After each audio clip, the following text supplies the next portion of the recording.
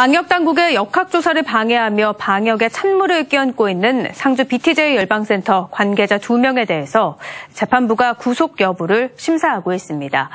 이들에 대한 구속영장이 발부되면 현재 보강수사가 진행 중인 인터콥 선교회의 최바울 선교사에 대한 수사에도 탄력이 붙을 것으로 보입니다. 김경철 기자가 취재했습니다. 대구지방법원 상주지원 앞. 검은색 마스크를 쓴 남성이 경찰의 호송을 받으며 법원 정문을 빠져나옵니다. 모자를 뒤집어 쓰고 눈을 감은 채 취재진의 질문에는 아무런 대답도 하지 않았습니다. 역학조사 방해 혐의 인정하시나요? 명단 엉터리라는 소리가 있던데 맞습니까? 명단 왜 채채? 방역당국의 역학조사를 방해한 혐의로 상주 BTJ 열방센터 핵심 관계자 2명이 오늘 구속 전 피의자 신문을 받았습니다. 이후 상주경찰서 유치장으로 이송된 열방센터 관계자들은 법원의 구속영장 발부 여부를 기다리고 있습니다. 구속 여부는 오늘 밤 중으로 결정될 것으로 보입니다. 구속영장이 발부될 경우 인터콥을 이끌고 있는 최바울 선교사에 대한 수사에도 탄력이 붙을 것으로 보입니다. 이번 구속영장에 포함되지 않은 최바울 선교사에 대해서는 경찰이 보강수사 후 추가로 영장을 신청할 예정입니다.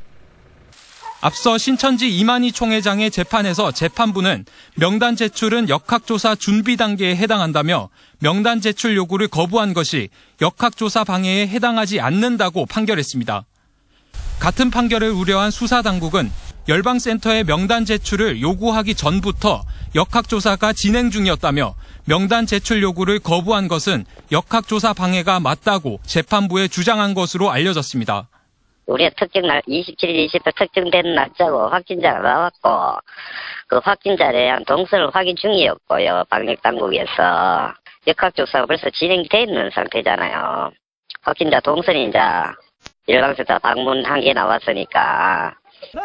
한편 상주시는 열방센터에 대한 시설 폐쇄 명령 집행 과정에서 강영석 상주시장의 몸을 거칠게 밀친 열방센터 관계자 1명을 공무집행 방해 혐의로 또 고발했습니다.